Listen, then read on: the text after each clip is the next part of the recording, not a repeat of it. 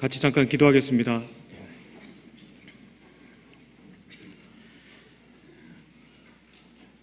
거룩하고 자비로우신 살아계신 아버지 하나님 감사드립니다. 영원한 심판과 멸망에 들어갈 수밖에 없었던 저희들을 오직 그리스도의 보혈의 피로 구원하시고 이렇듯 주님의 자녀 삼으시고 믿음 안에 살아갈 수 있도록 기회 주심을 진심으로 감사드립니다. 하루하루 살아가는 과정 가운데 그리스도가 우리의 삶을 통하여 더욱더 크게 나타나기를 간절히 소망하며 또 원합니다. 지금 이 순간에도 국내와 전 세계 많은 곳에서 하나님의 말씀이 선포되고 있습니다. 각각의 고초에서 주님께서 역사하심으로 말미암아 참석한 많은 영혼들 모두 구원함에 이를 수 있도록 그 마음을 열어주시고 인도하여 주시길 부탁드립니다. 하나님께서 부르시는 날까지 최선을 다하여 이 복음을 전하고 주님 품에 찬송과 또 기쁨과 영광 가운데 올라갈 수 있도록 저희 모두를 통해 역사하여 주시옵소서. 주의 말씀을 사모하는 너무나 소중한 형제 자매들 한자리에 모여 있습니다. 각 사람의 마음판에 오직 하나님의 말씀만이 심길 수 있도록 이 시간 인도하시고 도와주시옵소서. 저희를 사랑하시는 우리 구주 예수님 이름으로 감사하며 기도드렸습니다. 아멘. 네, 성경 말씀 찾겠습니다. 구약 성경 시편 1편을 찾겠습니다. 시편 1편을 찾겠습니다.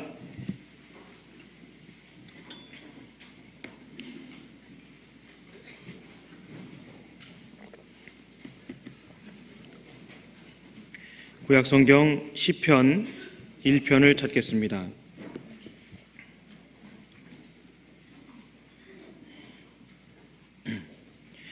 찾으셨으면 시편 1편 1절과 2절 두 절만 함께 읽도록 하겠습니다.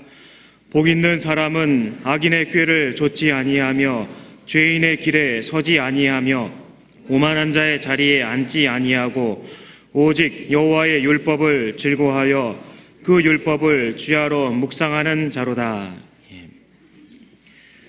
각별히 이번 한 주간에 많은 집회가 있습니다. 러시아, 우크라이나, 그리고 또 방글라데시아, 그리고 또 네팔의 오세일 목사님 또 출국하셨습니다. 또 이완 목사님 부산교회 집회 중이신데요. 꼭 기억하시고 각각의 곳에서 많은 구원의 역사가 일어날 수 있도록 기도로서 동참해 주시길 부탁드립니다. 이 시편 1편 복 있는 사람이라는 주제로 사실 수년 전에 주일날 7차례에 걸쳐서 목사님 말씀을 들은 기억이 있으실 것입니다. 하나님께서 주시는 그 복을 얻은 사람에게 있어서는 먼저 해야 될 일이 있음을 시편은 이렇게 시작을 하고 있으십니다. 성경에서 말씀하시는 복이라는 것이 통상 사람들이 생각하는 것과는 다소 차이가 있습니다. 성경에서 말씀하시는 복이라는 것은 예수님께서 이 낮고 천한 땅에 오심으로 인하여 하늘나라에 속한 모든 복을 땅에 있는 자들에게 주시기 위한 것, 바로 그것이 성경에서 말씀하시는 복입니다.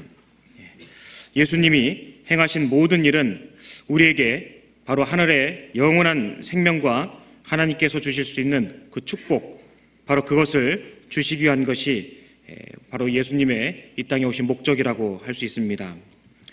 그래서 그 하나님의 은혜를 깨닫고 영원한 생명을 얻은 사람, 하나님께서 우리에게 주시고자 하신 가장 고귀한 것, 그 구원을 얻은 사람들, 그들이야말로 진정한 복을 얻은 사람이라고 할 수 있습니다. 성경에는 이렇듯 주시는 분이 계시고 또 주시는 내용이 있고 받는 사람이 있다고 성경 그렇게 말씀하고 계십니다. 복 얻은 사람, 거듭난 사람에게 있어서도 하나님은 일상의 삶 가운데서 날마다 때마다 항상 신령한 것을 위에서부터 내려주시노라고 그렇게 말씀하고 계십니다. 주시는 분이 계시고 또 주시는 것이 있기 때문에 받은 사람들은 그것에 대해서 간증하고 또 그들의 삶을 통하여 하나님께 영광과 찬미를 돌린다고 그렇게 생각됩니다. 왜냐하면 분명히 주시는 분과 주시는 것이 있기 때문에 그렇습니다. 구원받고 하루하루 살아가는 과정 가운데서 많은 변화를 겪게 됩니다. 이전에 알지 못했던 또 이전에 경험하지 못했던 많은 것들이 내 안에 자리 잡고 있음을, 또 내가 추구하고 또 내가 바라고 있다는 사실을 발견하게 됩니다. 구원받은 건 같을지라도 삶 가운데서 점진적으로 더 변화되고 더욱 주님을 기쁘시게 하는 삶의 모습은 같지 않을 수 있습니다. 막연하게 교회당만 왔다 갔다 하는 것이 그 신앙의 성장을 결코 담보하지는 못할 것입니다. 저희도 공부할 때 이런 예화를 들은 적이 있습니다. 삶의 변화가 전혀 없는 어떤 사람이 주일이면 꼬박꼬박 왔다가 가고 하더랍니다. 그러나 삶의 변화는 전혀 없는 거예요. 그래서 그 선생이, 그 랍비가 물었답니다. 여보시오, 그렇게 매주일 왔다 갔다 하는데 어쩜 그렇게 삶이 변화가 없소? 그랬더니 그 청년이 하는 말이요, 그런 말씀 마십시오. 그래도 제가 매주일날 오지는 않습니까? 이렇게 얘기했답니다. 그랬더니 그 선생이 그랬답니다. 이보시오, 사람이 매주 동물원 간다고 동물이 되는 건 아니지 않소? 아직 못 깨달으신 분이 왔다 갔다 한다고만 해서 그 사람의 변화, 발전이 담보되는 것은 아닐 것입니다. 두드리고 구하고 찾고, 그리고 또 버릴 것을 버리고 잡을 것을 잡으며 추구할 것을 추구하고 항상 주님께 의지하는 그런 삶이 또 말씀 안에서 실제의 삶을 통하여 이루어져야 될 것입니다. 여기 말씀처럼 복 있는 사람은 악인의 꾀를 좇지 아니하며 죄인의 길에 서지 아니하고 오만한 자의 자리에 앉지 아니하고 라고 하셨습니다. 사실 그렇게 해서 복을 받는 것은 아닐 것입니다. 우리는 하나님께로부터 이미 복을 받은 사람이기 때문에 죄인의 길에 서지 않습니다. 오만한 자의 자리에 앉지 않습니다. 그리고 또 악인의 꾀를 좇지 않습니다. 왜냐하면 우리는 복을 받은 사람이기 때문에 그렇습니다. 하나님에게 속한 사람이기 때문에 당연히 그것을 추구하고 또 내 삶을 통하여 그러한 것을 딛고 영광이 나타날 수 있도록 애를 써야 될 것입니다. 하나님은 너희 안에 행하시는 이는 하나님이시니 자기의 기쁘신 뜻을 위하여 너희로 소원을 두고 행하게 하시나니 라고 빌립보서 2장 13절에 말씀하셨습니다. 하나님의 기뻐하시는 뜻을 행하는 것이 바로 구원받은 사람, 복받은 사람들의 마땅한 소원이 됩니다. 그리고 하나님은 그 구원 얻은 사람에게 있어서 그 소원을 행할 수 있는 마음과 또 힘도 주신다고 그렇게 말씀하고 계십니다. 우리라는 거듭난 복 얻은 사람들이 가장 먼저 또 생각하고 항상 염두에 둬야 되는 것은 바로 구별된 삶일 것입니다. 구원받을 때 구별된 것이 맞다면 실제 삶 가운데서도 늘상 내가 구별되어 있는지, 하나님 보시기에 합당한 위치에 서 있는지, 또 하나님께서 기뻐하시는 그 일들을 바라고 또 기뻐하며 또 동일하게 주님이 기뻐하시는 모습으로 그 일을 행하고 있는지를 살펴봐야 됩니다. 각별히 요즘의 시대는 진리를 진리로 말하는 사람들이 참으로 적은 시대입니다. 아닌 것을 아니라고 이야기할 수 있는 사람들이 너무나 적어진 그러한 시대에 살아가고 있습니다. 모양은 비슷하지만 자세히 뜯어보면 그렇지 않은 것이 너무나 많이 있습니다. 오직 너희 말은 옳다 아니라 하라. 이에서 지나는 것은 악으로 좋지 않느니라 라는 마태복음 5장 37절의 말씀처럼 맞는 것은 맞고 아닌 것은 아니라고 이야기할 수 있는 그 진리를 깨달은 자들이 너무나 적은 시대라고 생각됩니다.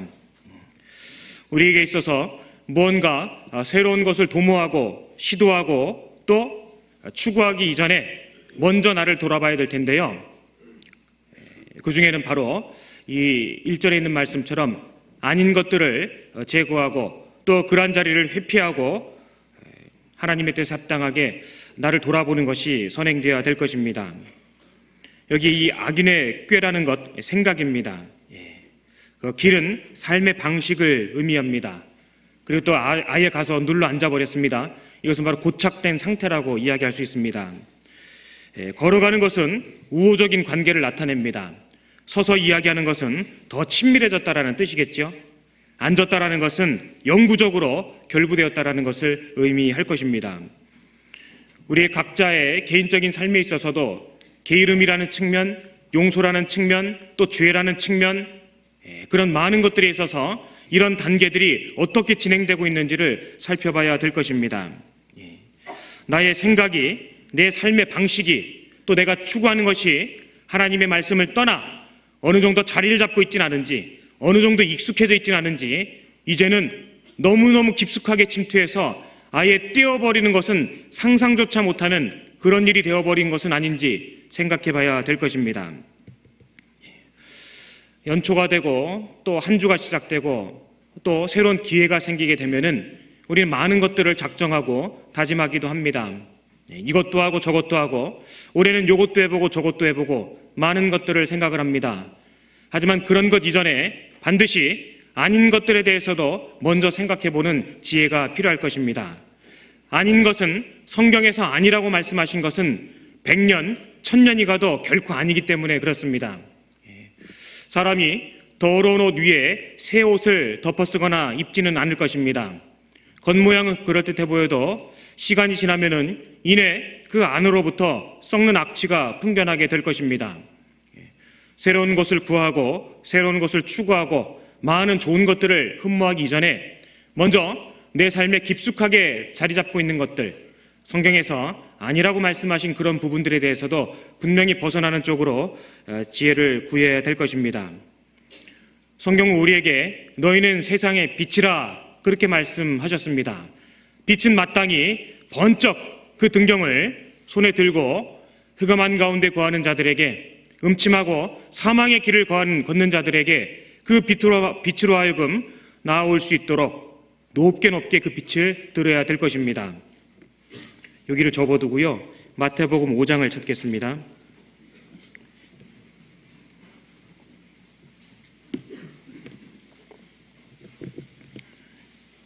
마태복음 5장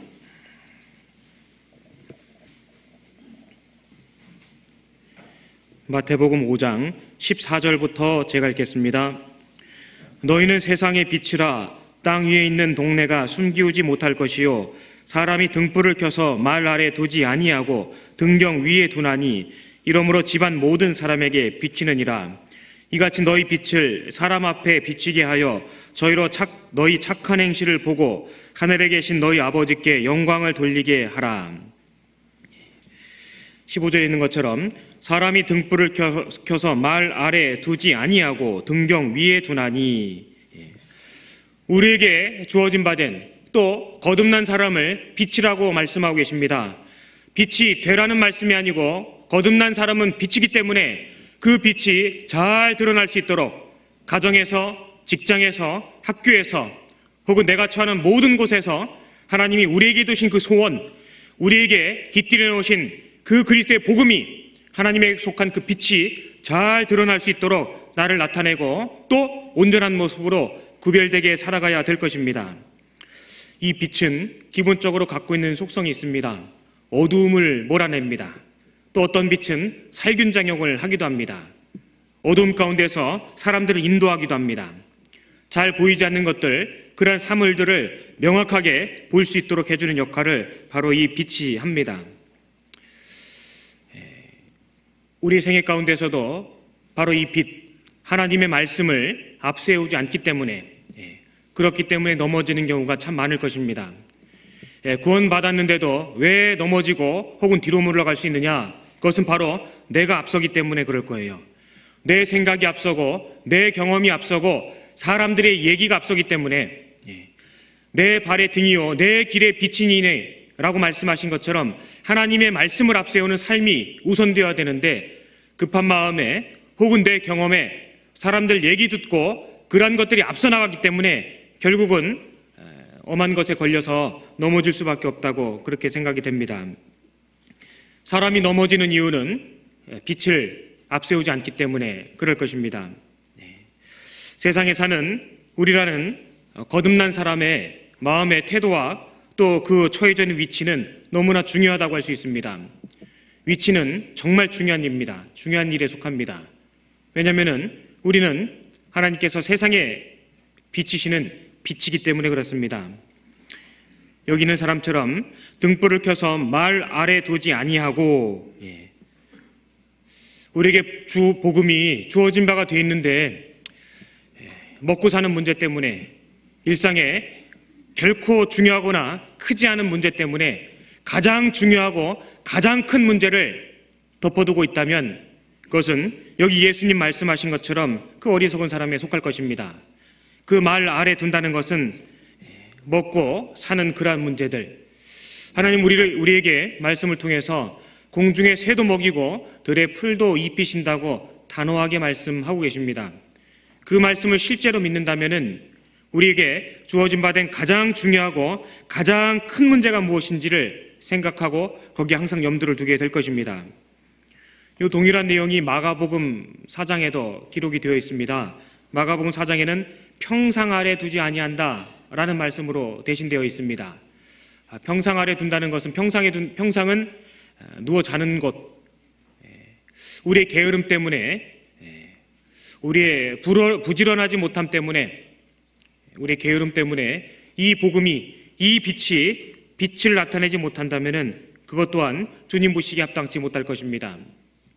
그리고 또 누가복음 11장에서는요, 말 아래 그리고 또 속에 두지 아니하나니 그렇게 말씀을 하고 계십니다. 움막에 둔다는 것입니다. 그것은 바로 죄 짓는 것이에요. 음습하고 또 홀로 동떨어져서 하나님과 전혀 상관없는 곳에서 은밀하게 자신의 죄를 지음으로 인하여 하나님이 우리에게 주신 그 빛을, 세상에 비치는 일을 잊어버리고 또 기회를 놓치고 많은 무사람들이 여전히 복음을 듣지도 못한 채로 죽어가고 있는데 나의 개인적인 문제 때문에, 육신의 즐거움 안일함 때문에 빛을 발하지 못하는 경우도 있음을 성경은 말씀하고 계십니다. 우리는 그래서는 안 될 것입니다. 말 아래 두어서도 아니 되고 또 평상 아래 두어서도 아니 되고 속에 넣어두어서도 안 될 것입니다. 빛 자체이기 때문에 이것이 잘 드러날 수 있도록 나타내기만 하면 될 것입니다. 우리더러 빛의 모양을 내라고 하신 것이 아니고 주어진 바 된 그것을 드러내라고 하신 것이기 때문에 우리가 구원받은 것이 맞다면 누구라도 세상에서 이 말씀처럼 살아갈 수가 있을 것입니다. 성경은 할 수 없는 것을 우리에게 하라고 하신 적이 없으시거든요. 내가 거듭난 것이 맞는데, 하나님이 말씀하시는 빛이 맞는데 다른 이들이 우리를 통해 빛을 느끼지 못한다면 분명히 둘 중에 하나일 것입니다. 애초부터 빛이 아니었던지 아니면은 많은 것들이 그 빛을 가리우고 있기 때문에 그 빛이 드러나지 않는 것일 겁니다. 우린 그런 것들을 제거하는 쪽으로, 또 처음에 받은 그 완전하고 순전한 것이 드러나는 쪽으로 항상 기도하고 애써야 될 것입니다. 16절에 이같이 너희 빛을 사람 앞에 비치게 하여 저희로 너희 착한 행실을 보고 하늘에 계신 너희 아버지께 영광을 돌리게 하라. 세상의 빛, 그 빛을 사람 앞에 비치게 하라 라고 말씀하시는데요, 그것이 바로 너희의 착한 행실이라고 말씀하고 계십니다. 착한 행실. 우리가 막연하게 공손하게 대하고 남들 얘기에 귀 기울여주는 것, 그것을 착한 행실이라고 말씀하시진 않을 것입니다. 이 착한 행실은 다름 아닌 그리스도를 본받아 그리스도답게, 그리스도처럼 행동하는 것, 예수님을 본받아 예수님처럼 행동하는 것, 그게 정답이라고 생각되지 않습니까? 우리가 생각하는 많은 착한 것들이 있을 것입니다. 그 많은 것들을 한마디로 요약하면은 그리스도를 본받아 그리스도처럼 행동하는 것, 그렇게 요약이 될 것입니다. 주님이 그 낮은 자들에게, 그 환난당한 자들, 그 흑암에 처해 있는 자들에게 어떻게 대하셨는지를 생각해 보면 내가 그들을 어떻게 대할지가 결정될 것입니다. 그리스도께서 어떤 일에 분노하시고 또 어떤 일에 슬퍼하셨는지, 그러한 일들을 성경을 통해 우리가 진지하게 익히고 배웠을 때 바로 너희의 착한 행실, 그 빛이 여러 사람에게 드러나고 그들로 하여금 우리를 통해 하나님의 뜻이 무엇인지를 알리게 되는 소중한 기회를 얻게 될 것입니다. 하나님께서 우리에게 주신 가장 보배롭고 진귀한 것, 그것은 바로 영원한 사랑이었습니다. 그 사랑을 행함에 있어서도 아닌 것들이 너무나 많이 있음을 성경은 말씀하고 계시는데요, 고린도전서 13장을 찾아보겠습니다. 고린도전서 13장입니다.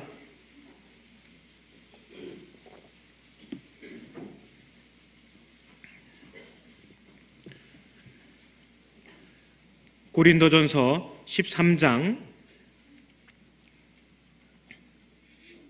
4절부터 7절까지 우리 같이 한번 천천히 읽겠습니다.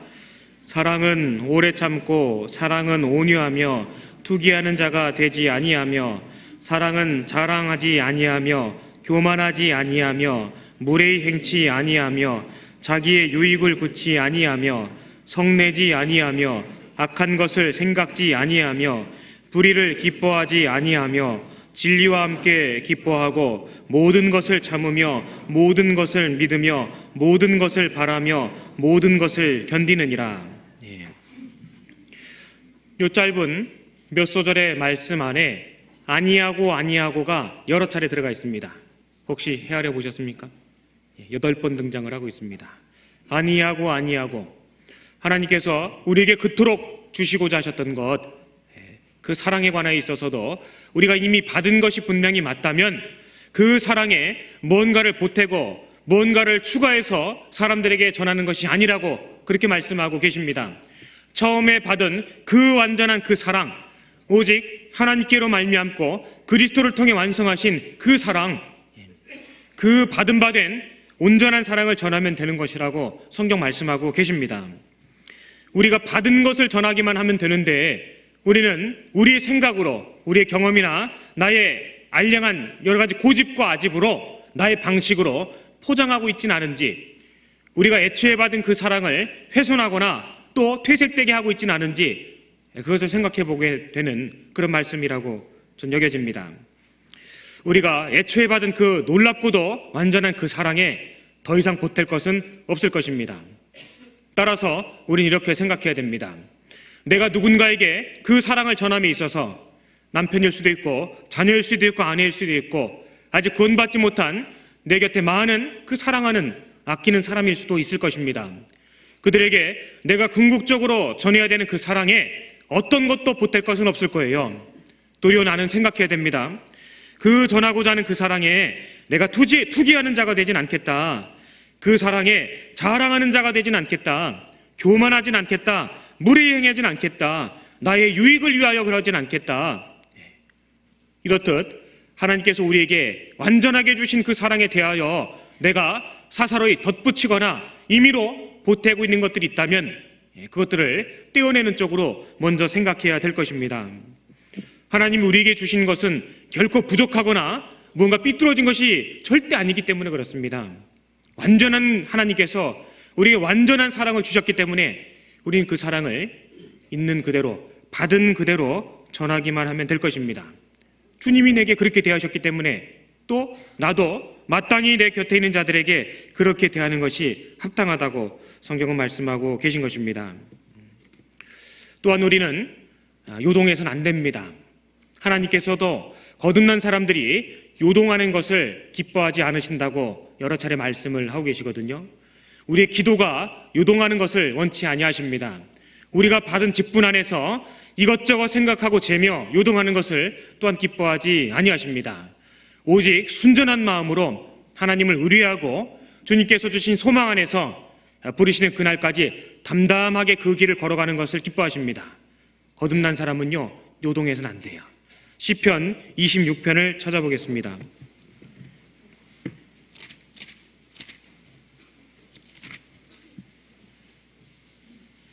시편 26편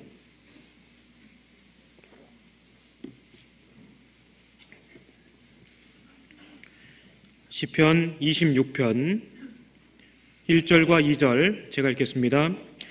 내가 나의 완전함에 행하였사오며 유동치 아니하고 여호와를 의지하였사오니 여호와여 나를 판단하소서. 여호와여 나를 살피시고 시험하사 내 뜻과 내 마음을 단련하소서. 내가 나의 완전함에 행하였사오니, 이것은 바로 하나님을 향한 다윗의 진실함이 어떠하다는 것을 이렇게 완전함이라고 그렇게 표현을 하고 있습니다. 행하였사오며 유동치 아니하고 여호와를 의지하였사오니 여호와여 나를 판단하소서. 우리는 요동해서는 안 됩니다. 세상은 참 요란합니다. 작금의 많은 사태들, 많은 일련의 일들은요, 거듭난 사람들조차도 요동하게 만드는 많은 일들이, 참 소란스러운 것들이 우리 곁에 많이 있습니다. 하지만 우리는 지금 이 시대에 앉아있지만 가장 먼 곳까지 바라보고 있는 그러한 사람들입니다. 7년 환란을 바라보고 있습니다. 천년 왕국을 내다보고 있고 영원한 초소를 꿰뚫어 보고 있는 사람들이 바로 거듭난 사람들입니다. 영원한 것에 안목이 있는 사람들이기 때문에 우리 주변에서 시시콜콜하게 벌어지는 것들, 그런 것들에 과도하게 마음 둬서는 안 될 것입니다. 세상은 정말 요란합니다. 지진과 기근과 온역과 처처의 전쟁과 많은 소식들이 날이 멀다 하고 매일매일 우리 가운데 들려 나오고 있습니다. 요동해서는 안 됩니다. 도리어 그러한 소식을 접할 때 더욱더 말씀에 창념하고 주님께서 우리에게 주신 소망 때문에 또 그 소망을 알지 못하는 자들에게 그 말씀을 전하기 위해서 더욱더 굳건한 마음으로 생각하고 기도하고 또 우리 각 사람에게 맡겨진 일들을 묵묵하게 실천을 해야 될 것입니다. 학생들은 공부하는데도 더 열심히 해야 될 거예요. 직장인들은 또 직장 생활에서 모쪼록 한 사람이라도 더 건질 수 있도록 애를 써야 될 것입니다. 가정주부도 마찬가지입니다. 모쪼록 우리의 그 선한 일이 그 믿지 않는 남편을 구원하는지 누가 알겠느냐? 성경 그렇게 말씀하고 계시지 않습니까? 더 허리띠를 조이고 하나님의 말씀으로 나를 단장하고 주님께서 주신 분명한 소망을 앞에 탁 표대로 세워두고 그것을 통해 하나님께서 약속하신 나라를 더욱더 살펴보고 기대해야 될 것입니다. 이번 한 주간이 대학생들 중간고사 기간인데 맞지요? 시험들 잘 보셨습니까? 열심히 해야 됩니다. 구원받은 사람은요, 맡겨진 일에 대해서 최선을 다해서 해야 됩니다. 그게 합당한 자세일 것입니다. 세상은 요란합니다. 그렇지만 구원받은 사람은 요동하지 않고 가장 중요하고 가장 높은 것을 위해서 또 묵묵히 내 일을 잘 감당하고 해나가야 될 것입니다. 거듭난 사람이 변덕스러워서는 안 돼요. 그것은 마치 마음이 바람에 나는 겨와 같은 사람일 것입니다. 일렁이는 파도에서 그 주초 없이 또 닻을 내리지 않고 일렁이는 파도에 이리 밀리고 저리 밀리고 우왕좌왕하는 그런 모습은 우리에게는 결코 합당치가 않습니다. 세상 사는 동안에 재물 때문에 마음이 어두워지고 마음이 또 힘들어질 수도 있습니다. 재물이 없어서 그럴 수도 있지만 시편 62편에 보시면은요, 재물이 많아서 그럴 수도 있노라고 되어 있습니다. 재물이 늘어도 거기에 치심치 말라고 그렇게 말씀하고 계시거든요. 아이고, 나도 재물 많아서 근심 한번 해봤으면 좋겠습니다. 그런 괜한 생각하시면 안 됩니다. 우리는 많은 것들이 나보다 더 나를 잘 아시는 하나님께서 내게 가장 합당하게 현재의 위치를 주셨노라고 그렇게 믿어야 됩니다. 성경 13권 혹은 히브리서를 포함해서 14권을 기록한 사도 바울, 그분이 감옥에서 기록한 성경 4권이 있습니다.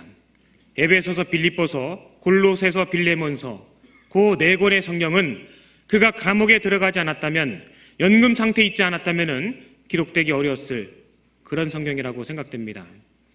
빌립보서 4장에 그가 그 숱한 세월 가운데 일체의 비결을 알았노라고 그렇게 담담하게 고백을 하고 있습니다. 그 일체의 비결은 다른 게 아니었어요. 만족의 비결이었습니다. 지족하는 자에게 주시는 하나님의 그 충만한 은혜가 무엇인지를 사도 바울은 그 감옥 연금 상태에서 그렇게 고백을 하고 있는 것입니다. 하나님이 그 바울을 사용하실 수밖에 없는 이유가 성경에 곳곳에 들어가 있습니다.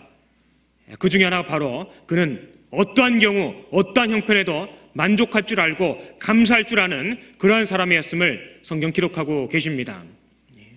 신앙이 병들어가고 있다는 가장 큰 증거 중에 하나는 바로 기도가 줄어들고 감사가 줄어드는 현상일 것입니다. 모든 병에는 반드시 증상이 있습니다. 신앙의 병이 드는 가장 도드라진 증상 가운데 하나는 감사하지 않는 삶을 지속적으로 보내고 있다는 것일 겁니다. 그것은 어떤 죄보다도 무서운 역할을 하게 될 것입니다. 아무리 큰 것을 준다 할지라도 감사치 못하는 마음이 있다면 하나님하고 영영 동떨어진 삶을 살아가고 있는 것이라고 스스로 돌아봐야 될 것입니다. 그리스도인은 요동해서는 안 됩니다. 우리는 물가에 심은 나무이기 때문에 뿌리가 있습니다. 세월이 지나고 또 가뭄에 여러 가지 바람과 풍파가 있다 할지라도 뿌리가 있기 때문에 깊숙하게 뿌리를 내리고 땅을 움켜잡고 또 그 뿌리들이 서로 연락되고 서로 도와주고 움켜잡고 버텨야 됩니다. 그리스도인은 풀이나 꽃이 아니기 때문에 반짝하고 없어지는 그런 존재가 아니거든요. 영혼을 약속받았습니다. 지금은 비록 땅을 버타고 살지만 우리의 시민권은 저 하늘에 있는지라. 시민권이 하늘에 있습니다. 그렇기 때문에 이 장막집에서 벗어나는 날을 고대할 필요도 있고 영원한 하늘에 있는 하나님의 처소에 들어가는 날을 당연하지만 고대하고 바라고 기대해야 됩니다. 기대가 있는 사람은 기도하게 돼 있어요. 기도하는 사람은 기대가 됩니다. 구원받은 사람에게는 그런 것들이 마치 이짝저짝 다 맞는 것처럼 그렇게 굴러가게 되어 있는 것입니다. 하나님의 역사는 너무나 완벽하고 크기 때문에 움직이지 않는 것처럼 우리가 더러더러 착각을 합니다. 우리가 딛고 있는 이 땅이 지금 시속 10만 8천 킬로미터로 공전을 하고 1660km로 자전을 하고 있습니다. 근데 느끼질 못하잖아요. 세상에는 어떤 것보다도 가장 빠르고 가장 크게 움직이고 있는데 우리는 느끼질 못하고 있습니다. 너무 크기 때문에 그래요. 그 하나님이 우리 안에 역사하시고 내 안에 역사하시고 나를 성전 삼으셨습니다. 우리의 머리털까지 세신바 되신 그분께서 골수와 폐부를 찔러 쪼개기까지 하신다고 하나님 그렇게 말씀하고 계신 분입니다. 그분을 우리가 아버지라 부르고 있지 않습니까? 믿어야죠. 그분께서 나보다 나를 더 잘 아시는 그분이 나를 자녀 대우하시는데 안심해야지요. 우리가 감사하지 못한다면은 그렇기 때문에 마음이 분유하고 이쪽 저쪽 쫓아다니라고 쓸데없이 또 헛되게 많은 시간을 보낸다면은 그건 역시 하나님의 기뻐하시지 못하는 모습일 것입니다. 우리는 우리에게 주어진 바 된 위치를 진지하게 생각하고 잘 감당할 수 있도록 항상 기도하고 또 잘 지켜야 될 것입니다. 그 사사기 9장에 보시면은 그 기드온의 아들 가운데 유일하게 생존한 요담이 그 아비멜렉을 책망하는 그러한 장면이 나무의 비유를 통해서 자세히 기록이 되어 있습니다. 그 아비멜렉에 대해서 감람나무, 무화과나무, 포도나무는 말하기를 내가 어찌 그것을 버리고 그들 위해서 요동하리요 라는 그런 말씀을 반복해서 3번이나 하고 있습니다.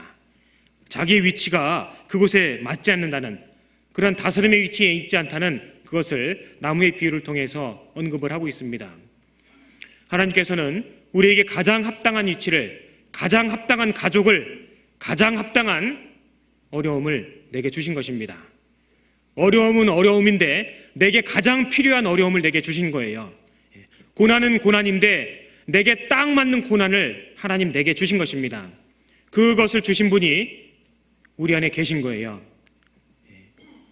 우리가 할 수 있기 때문에, 우리가 당연히 감당할 수 있기 때문에 우리에게 그러한 일들을 허락하신 것이라고 믿는 믿음이 필요합니다.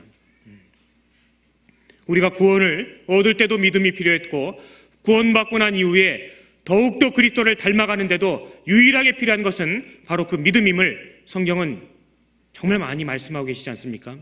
믿음으로 믿음에 이른다라는 것은 결코 잊어서는 안 될 그런 말씀에 해당됩니다. 우리에게 주어진 바 된 직분도 많이 있습니다. 봉사의 위치, 또 교회에서 여러 가지 위치가 있습니다. 유다는 제 길로 갔습니다. 대만은 세상을 사랑하여 세상으로 갔습니다. 우리에게 주어진 바 된 사명은 비록 그것이 문직일지라도, 비록 그것이 전을 뒤집고 넘기는 그렇게 하찮아 보이는 일이라 할지라도 하나님께서 내게 주신 그 일은 끝까지 감당할 수 있도록 그 위치를 잘 지킬 수 있도록 기도하고 애써야 될 것입니다. 세상이 어떠하다 할지라도 우리에게 주어진 바 된 그 사명은 반드시 완수되어야 될 것입니다. 나의 달려갈 길과 주 예수께 받은 사명, 곧 하나님의 은혜의 복음 증거하는 일을 마치려 하면은 나의 생명을 조금도 귀한 것으로 여기지 아니하노라. 우리에게 주어진 바 된 하나님께서 주신 그러한 사명이 각자의 위치에 다 있습니다. 그 사명은 무슨 일이 있어도 끝까지 완수될 수 있도록 서로 격려하고 또 기도하고 또 우리 스스로가 먼저 하나님 말씀 앞에 무엇이 부족하진 않은지, 무엇이 벗어나 있지는 않은지 항상 생각해 봐야 될 것입니다. 또한 우리가 요동하지 않아야 될 것 중에 하나는 바로 기도라는 것입니다. 그럼 한번 찾아보겠습니다. 야고보서 1장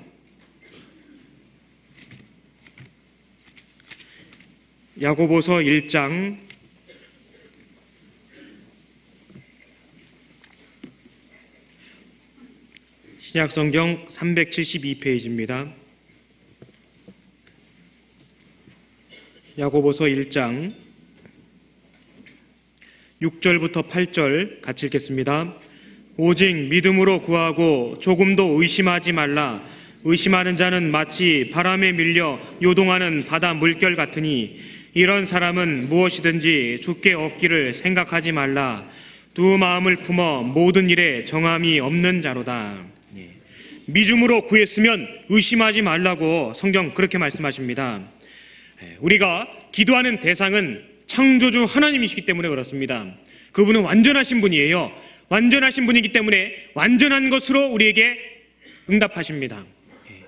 우리에게 주어진 바 된 구원도 그분이 완전하시기 때문에 완전한 구원이고, 영원하신 하나님이시기 때문에 우리에게 영원한 구원을 그분 편에서 우리가 얻었습니다.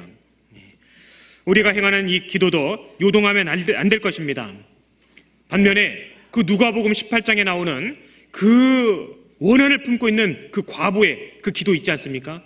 얼마나 조르고 얼마나 괴롭게 했으면은 그것이 괴로워서 그 불의한 재판관일지라도 그 기도를, 그 원한을 풀어주겠노라고 그렇게 얘기하고 있지 않습니까? 우리의 기도는 요동해서는 안 됩니다. 어떤 이들은 1년 혹은 10년 혹은 20년째 하고 있는 기도도 있을 거예요.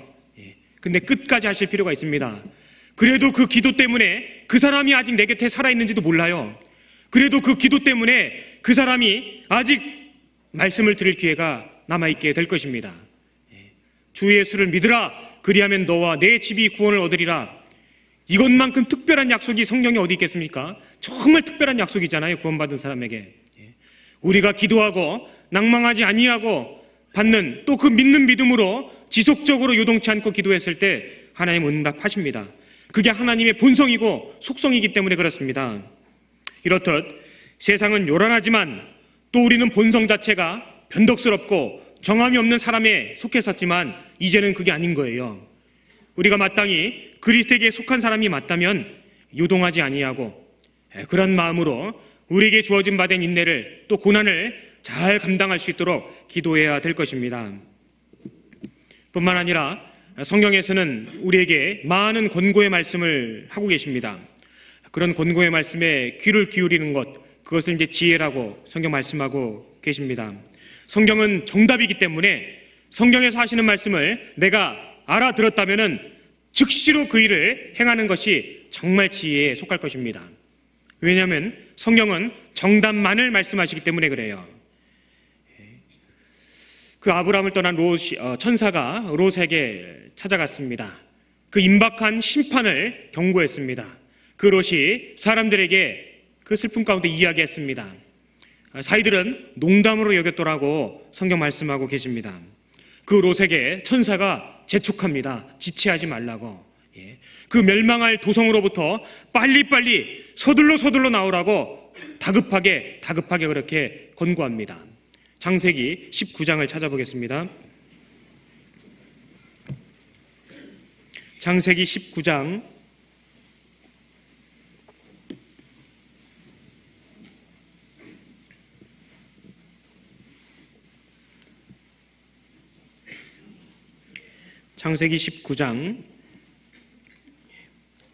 15절 제가 읽겠습니다.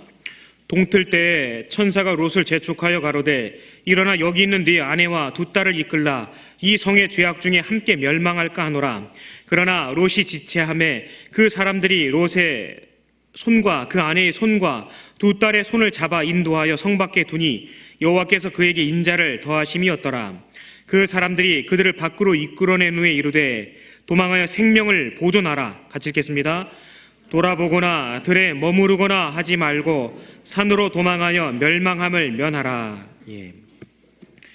천사가 동틀 때 롯을 재촉합니다. 서둘러 그 손을 잡아 이끌고 그 멸망을 성읍으로부터 도망할 것을 서둘러 재촉을 하고 있습니다. 그러나 롯이 지체합니다. 그들이 갓갓으로 밖으로 나왔습니다. 그러한 그들에게 말하기를 돌아보지 말 것, 들에서 머무르지 말 것, 대신에 산으로 도망하여 멸망을 피할 것, 그것에 대해서 급하게 이야기하고 있습니다.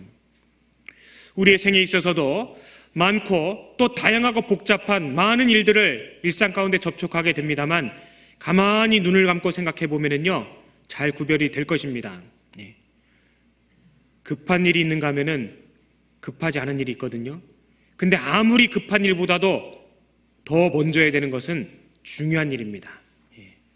급한 일에 쫓겨 살다 보면은요, 나름대로 바쁘게는 살았는데 남는 게 없을 수 있습니다. 중요한 것을 추구하며 중요한 것 때문에 살아가는 사람들, 결국 세월이 흐르고 난 다음에 결국 그 사람에게 남는 것이 있습니다. 공부할 때도 마찬가지입니다. 책 몇 권 본다고 해서 신앙이 단박에 성장되는 게 아니지 않습니까? 그죠? 특히 청년 때 그런 오해를 할 수가 있습니다. 물론 저도 개인적으로 그랬다고 생각이 됩니다. 구원받은 지 얼마 안 돼서 교사라는 아주 막중한 봉사를 하게 됐습니다. 분반을 맡았는데요, 영적으로는 중학생 형님들이에요. 저는 구원받은 지 몇 달밖에 되지 않았는데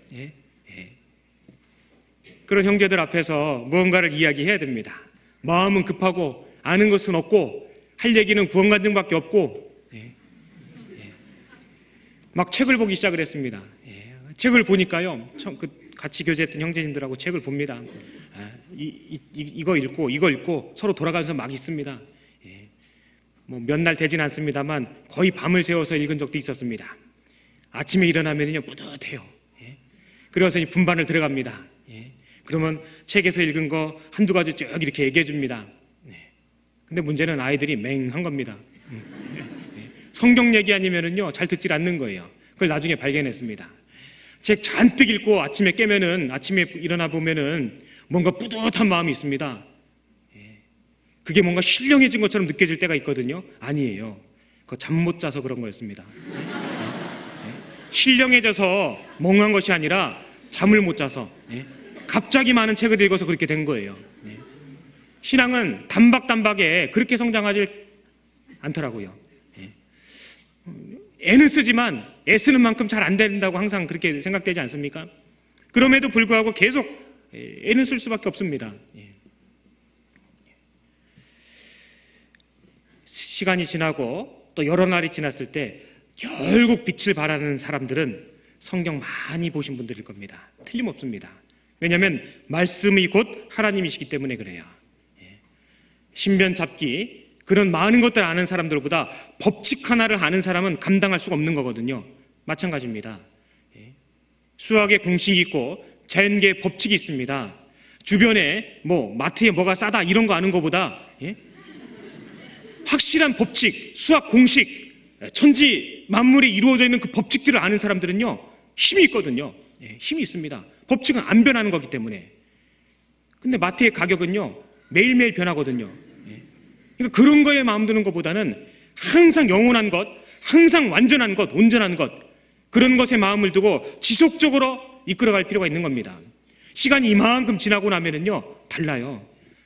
개인적으로 절실하게 느끼고 있습니다. 비슷한 시절에 구원받았던 형제님들, 또 여러 전도사님, 목사님들 성경을 많이 익히고 또 그 시간을 보내신 분들 보면은요 정말 대화를 나누고 접촉할 때마다 많은 것을 얻고 깨닫습니다. 뭐 부끄러운 마음이 이제 들기 시작을 합니다. 늦은 것 같다 생각됩니다만 그래도 아직 기회가 있으니까 마음을 추스리시고 또 성경에 더 많이 봐야 되겠다, 그런 생각을 이제 항상 하게 됩니다. 여기 이 천사가 롯에게 재촉하고 또 당부하는 것들이 있습니다. 먼저는 돌아보지 말 것, 그 생명을 보존하라, 돌아보거나 하지 말라, 그렇게 말씀하고 계십니다. 삶에서는요 서둘러서 해야 되는 많은 것들이 있습니다. 그 중에 가장 시급하고 중요한 것 중에 하나는 바로 회개와 또 우리의 신앙에 관한 문제일 것입니다. 그리고 죄에서 돌이키는 것, 마치 도마뱀이 그 꼬리를 잘라내고 작은 아픔을 감당할지라도 생명을 보존하는 그 지혜가 있는 도마뱀처럼 죄에서 돌이키는 것은 서둘러야 되는 일에 속합니다. 그리고 또한 멸망할 도성을 빠져나가는 것, 장망성, 하나님께서 기억하시지 않는 것, 영원하지 못한 것, 썩는 것들, 거기에 마음을 두고 있다면, 거기에 보물을 두고 있다면 빨리 서둘러 거기로부터 챙겨서 나와야 될 것입니다. 이유는 간단해요. 망할 거니까. 거기에 과도하게 세상 풍조에, 세상 부러움에 마음을 둬서는 안 될 것입니다. 그리고 또 우리가 급히 해야 되는 것이 하나 더 있다면은 주님을 위해서 살아보겠노라는 주님을 향한 결단, 주님을 향한 결단. 우리 주변에 정말 하나님 주시는 힘으로 열심히 살아가고 있는 숨은 보석 같은 주님의 일꾼들이 많이 계십니다. 또 계실 것입니다. 우리 눈에는 잘 안 띌지라도 하나님은 일일이 다 알고 계시겠죠. 주님께서 쓰시는 사람은 한마디로 나는 하나님 아니면 안 됩니다. 주님 없으면 못 삽니다. 이런 사람들일 것입니다. 주님을 가장 크게 여기고 말씀을 가장 높게 여기며 말씀을 가장 귀중하게 여기는 사람들, 결국 그들이 하나님 앞에 가장 크게 쓰임받게 될 것입니다. 그러한 사람은 세상이 감당치 못한다고 성경 말씀하고 계시지 않습니까? 우리에게도 똑같은 생애, 더군다나 단 한 번뿐인 생애가 우리 모두에게 동일하게 주어졌습니다. 우리에게도 급하게 또 서둘러 해야 될 것이 있다면 당연하지만 가장 중요한 것들 먼저 그렇게 해야 될 것입니다. 이 천사가 롯에게 돌아보지 말라 그렇게 이야기하고 있습니다. 왜 그럴까요? 그 성읍은요 멸망당할 성읍이기 때문에 그래요. 없어질 세상이기 때문에 그렇습니다. 없어질 세상에 너무 마음을 둬서는 안 됩니다. 없어질 재물에 훅 불어버리면은 휙 하고 날아가 버릴 그런 세상 명예, 그런 것에 과도하게 마음을 둬서도 안 될 것입니다. 과도하게 마음을 둬서도 안 될 것입니다. 이런 어떤 청년들이 모여서 막 설거지며 몸에 막 하고 있습니다. 근데 어떤 자매님이요 이렇게 다른 분들은 막 들어가서 막 이렇게 하고 있는데요, 그걸 못 하고 있는 거예요. 이렇게 하고 있습니다. 이제 수양관에서 봉사를 하는데요, 왜 그런가 이렇게 봤더니요, 손톱을 좀 기르고 색칠을 했더라고요. 손톱에다가. 그러니까 그게 상할까봐 그랬는지 이렇게 이제 일을 하고 있습니다. 참 귀엽기도 했습니다만 손톱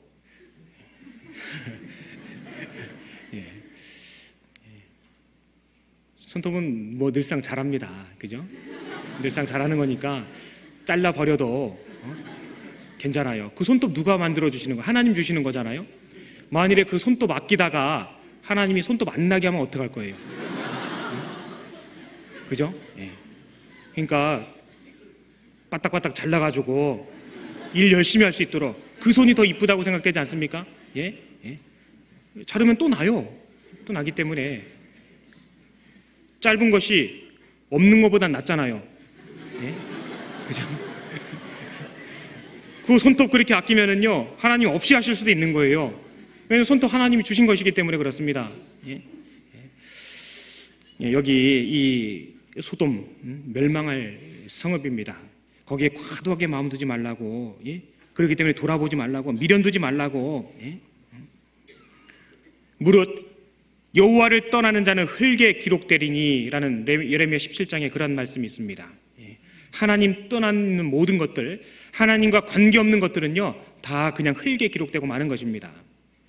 반면에 예수님의 제자들, 하나님의 말씀을 받아 그 말씀을 처처에 곳곳에서 선포하고 그리스도를 대신하여 그 말씀에 힘있게 나아갔던 그 세력들, 비록 그들이 적은 무리라 할지라도 그들의 이름이 하늘에 기록된다라고 성경 약속해주고 계십니다.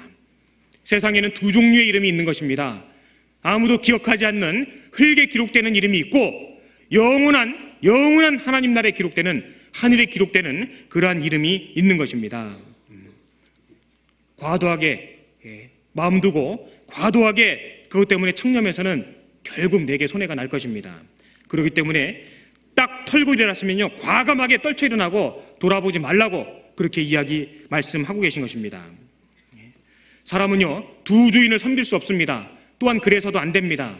하나님과 재물을 겸하여 섬길 수 없노라고 성경 말씀하고 계신 것처럼 우리가 하나님에게 속한 자면은 마땅히 하나님의 것을 추구하고 하나님의 것 때문에 애쓰고 또 그 일 때문에 슬픔이 찾아온다면 그때 울어도 될 것입니다. 세상 일 때문에 울어서는 안 될 거예요. 이 롯의 가장 큰 실수 중에 하나는 애초에 아브라함을 떠난 것이었습니다. 그 아브라함을 애초에 떠났던 것이 이런 큰 슬픔의 시작이 되었던 것입니다.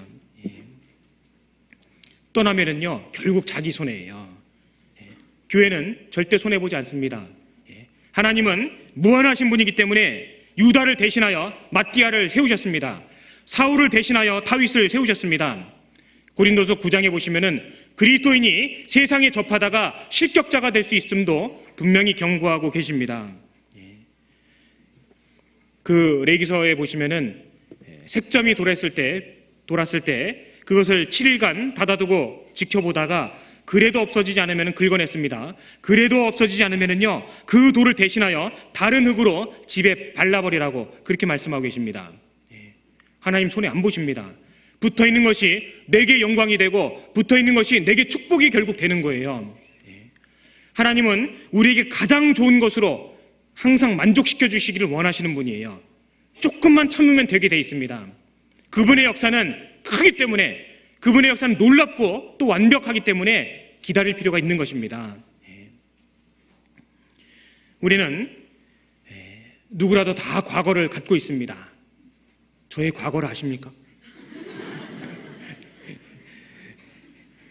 누구에게나 다 과거가 있습니다.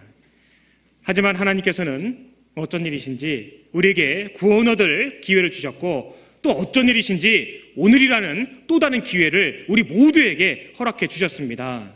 분명히 내가 헤아리지 못하지만 하나님께서 오늘이라는 시간 가운데 나라는 인생 안에 두어두신 소망이 있으시기 때문에 우리에게 이 하루를, 이 생명을 분명히 두셨을 것입니다.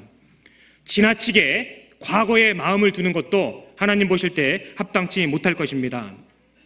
간혹 보면은 그 실수 때문에 그 실수의 발목이 잡혀서 더 열심히 일할 수 있는데, 더 주님을 위해서 살아갈 수 있는데 안타깝게 시간을 막연하게 보내고 있는 경우도 있을 것 같습니다. 실수는 누구나 할 수 있습니다. 실수보다 더 중요한 것이 있다면 돌이키는 것이라고 그렇게 생각되지 않습니까? 우리에게는 전부 다 과거가 있습니다. 구원받기 이전에 우리는 지옥에 떨어질 수밖에 없는 그런 운명이었습니다. 저 위의 것이라고는 상상조차 하지 못하는, 도무지 그곳에 설 수 없는 정말 그런 무참한 그런 존재였습니다. 혹자의 그런 말처럼 지옥의 땔감으로밖에 쓸 수 없는 그런 죄인된 그 모습이 바로 우리의 과거였습니다. 우리는 더러운 자였고 죄인으로 나서 죄 가운데 살던 그런 사람들이었습니다. 어둠에 속한 자였고 빛을 즐겨하지 않았고 빛이 무엇인지를 찾지도 않았던 그런 사람이었습니다.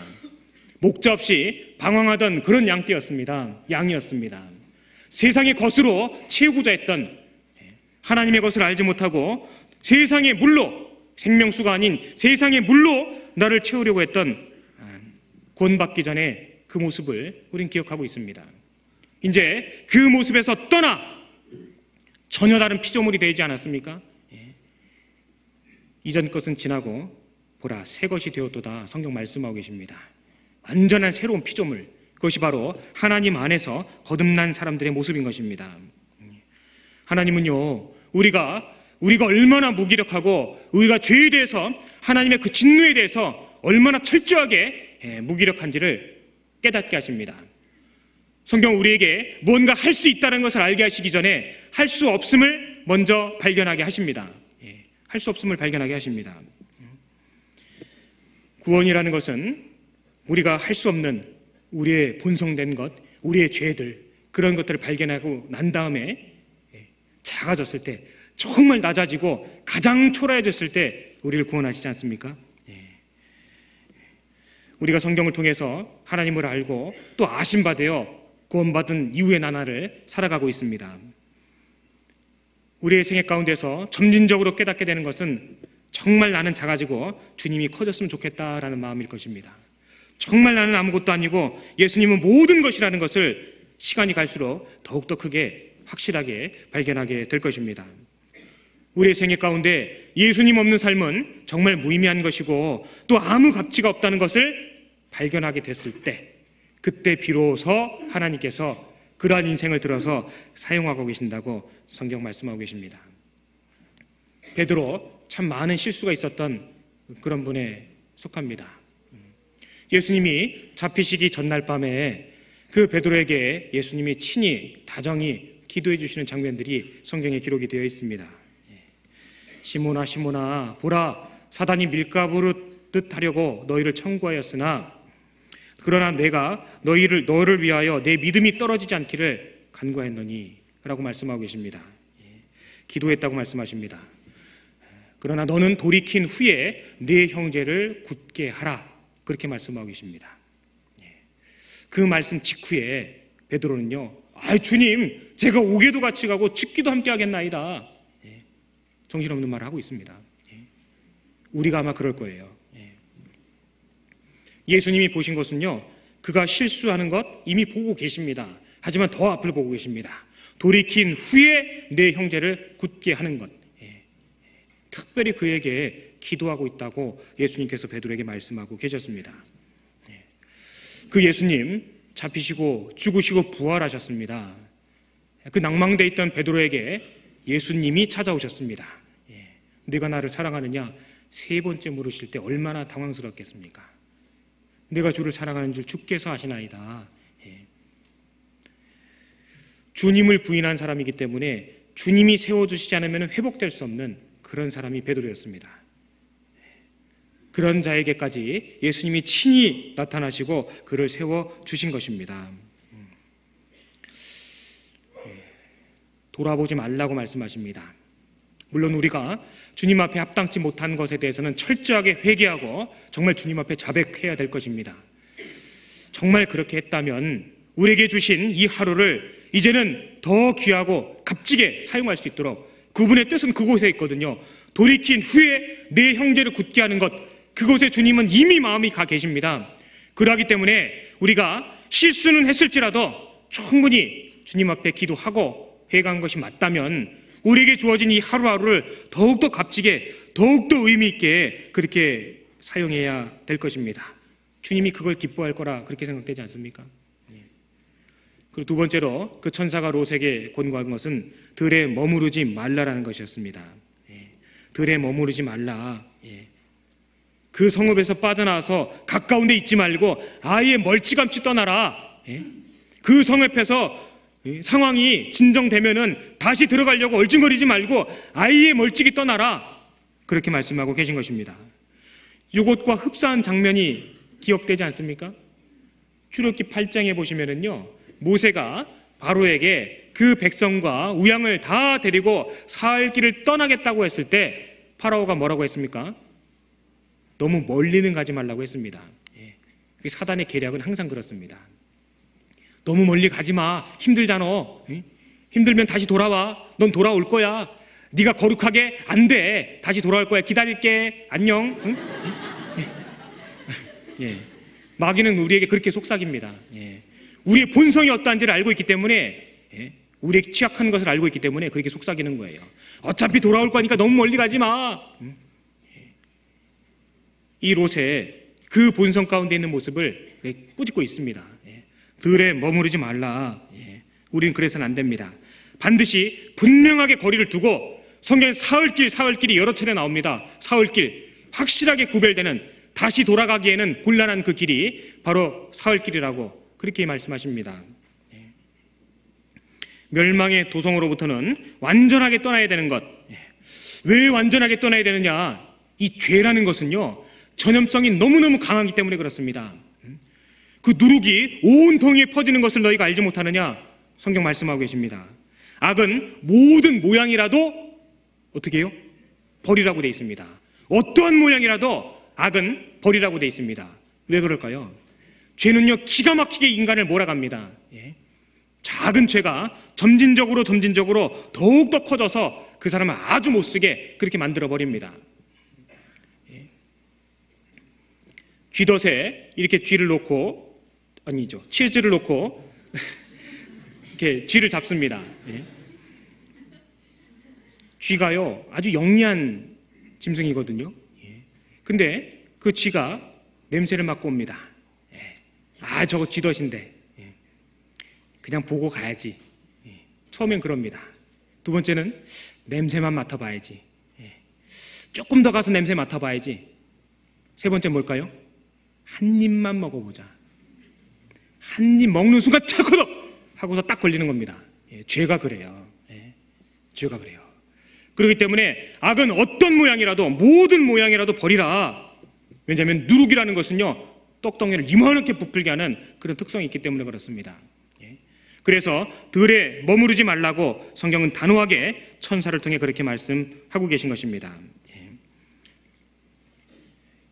우리도 마찬가지입니다. 무엇으로부터 멀어지고 무엇으로부터 구별되어야 되느냐? 세상 풍속으로부터, 세상 풍조로부터, 세상 사람들이 하는 농담을 아무렇지도 않게 교회에 갖고 들어와서는 안 될 것입니다. 세상 사람들이 하는 이야기를 아무렇지도 않게 형제 자매에게 해서는 안 될 것입니다. 귀를 씻어야 됩니다. 그런 마음이 필요한 거예요. 교회는 하나님의 집입니다. 거룩한 곳이에요. 아무렇지도 않게 그런 말을 해서는 안 될 것입니다.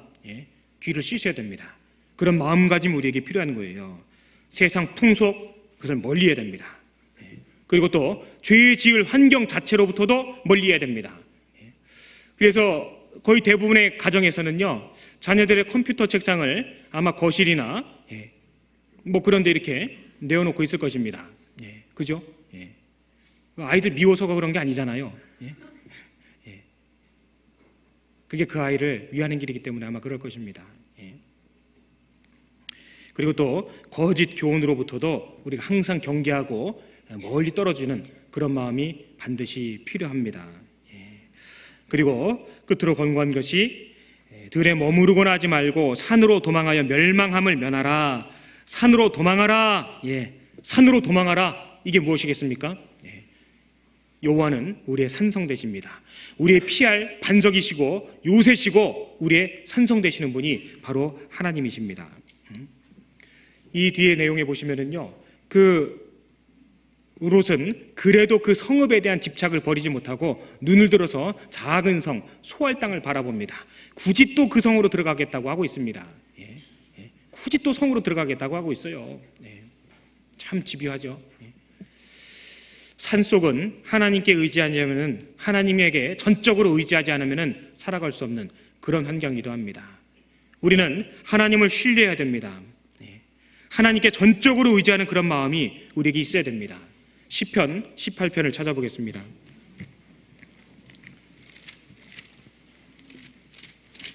시편 18편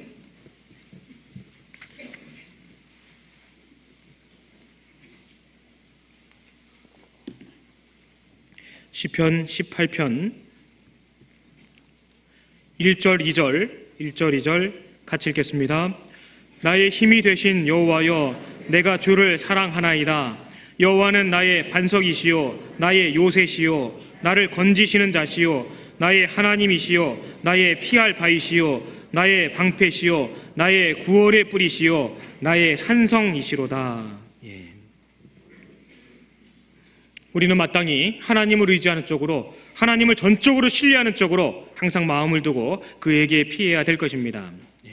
그 잠언의 사반이라는 짐승이 우리에게 교훈된다고 그렇게 말씀하고 계신데요, 왜 그 사반이 교훈되냐면은, 교훈 삼으라고 하시냐면은, 그 사반은 바위 틈에다가 집을 짓기 때문에 그렇습니다. 그 반석과도 같은 하나님 말씀 안에 집을 짓는 사람, 그 사람만큼 지혜로운 사람은 없을 것입니다. 하나님 말씀은 우리에게 있어서 산성이고 우리에게 있어서 요새고 그리고 또 나의 방패고 구원의 뿌리 되노라고 성경 말씀하고 계십니다. 함정과 덫이 우리 주변에 즐비한 그런 세상을 우리가 살아가고 있습니다. 종교라는 함정, 사상이라는 함정, 쾌락과 오락이라는 그런 함정, 또 덫도 많이 있습니다. 이성이라는 덫, 돈이라는 덫, 명예라는 덫, 아주 달콤해 보이는 그러한 많은 덫들이 우리 주변에 있습니다. 종로를 가야 됩니다. 정확하게 길 가운데로 가면은요, 길 곁에 있는 악한 자가 놓은 올무나 그 올가미에 걸리지 않게 될 것입니다. 도마뱀은요, 아까 말씀드린 것처럼 꼬리를 자르는 고통을 선택하고 생명을 건지는 그런 지혜가 있습니다. 그게 도마뱀이 갖고 있는 지혜라고 성경 말씀하고 계십니다. 사람이 불을 품에 품고야 어찌 그 옷이 타지 아니하겠으며, 불을 품에 품고 있으면 당연히 타지요. 숯을 밟고 있으면 당연히 발이 되지요. 벗어나야 되는 것입니다. 불을 내려놓고 그 숯불에서 벗어나고 그래야 완전한 해결책이 될 수 있는데 계속 그 위에 있으면서 뜨거워, 왜 이렇게 뜨겁지? 그렇게 우매한 겁니다. 근원적인 것을 항상 해결을 해야 됩니다. 그렇게 해서 그 멸망의 성읍을 빠져나오게 됩니다. 돌아보지 말라, 머무르지 말라. 우리에게 있어도 마찬가지일 것입니다. 우리라는 삶이 이 땅에 잠시 잠깐 머물다가 또 떠나가게 됩니다. 잠시 잠깐 머물다 떠나가게 됩니다. 그렇기 때문에 과도하게 마음을 두거나 과도하게 여기서 연민의 정의를 느끼거나 그럴 필요가 없다는 거예요. 담담하게 우리에게 주어진 바를 묵묵하게 행하고 하나님이 우리에게 허락하신 일들을 잘 감당할 수 있도록 기도하고 담담하게 그 길을 가야 될 것입니다. 그 경고를 등한히 여기고 그 롯의 아내, 참 성경에 보면은 안타까운 것이 그 롯의 아내는 이름이 안 나와 있습니다. 참 기억되지 않는 이름이라고 생각되지 않습니까? 마치 누가복음 16장에 나오는 그 부자처럼 이름조차 기록되지 못하는 그이가 바로 롯의 처였습니다. 두 번 나옵니다만 두 번 다 이름이 기록되어 있지는 않습니다. 돌아보아 소음기둥이 되어버렸습니다. 하나님 말씀에서 어긋났을 때 하나님은 어떠한 일로 우리에게 말씀하시는지를, 교훈하시는지를 그 롯을 통해서도 잘 보여주고 계신 것입니다. 생각해 보십시오. 하나님이 굽게 하신 것을 과연 어느 누가 곧게 하겠습니까? 말라기서 1장을 한번 찾아보겠습니다. 구약성경 말라기서 말라기 1장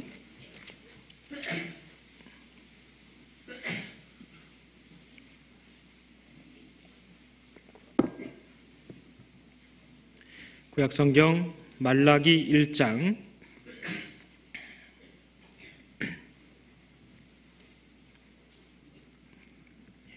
말라기 1장 4절 제가 읽겠습니다.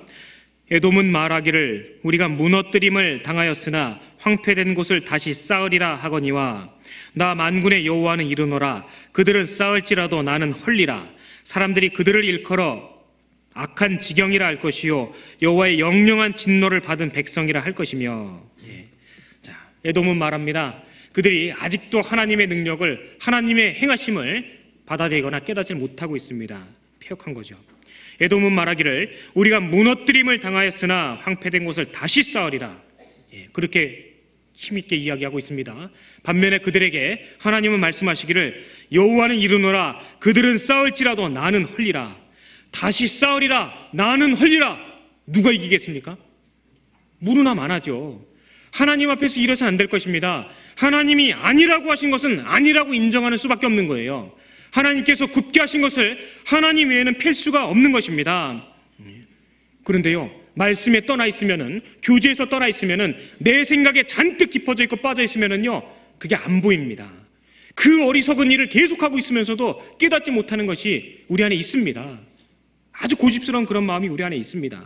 결국은 자신에게 손해가 되는 것을 세월이 흐른 다음에 깨닫게 되는 것입니다. 주님께서 우리에게 원하시는 것이 사실 그렇게 많거나 특별하다고 생각되지는 않습니다.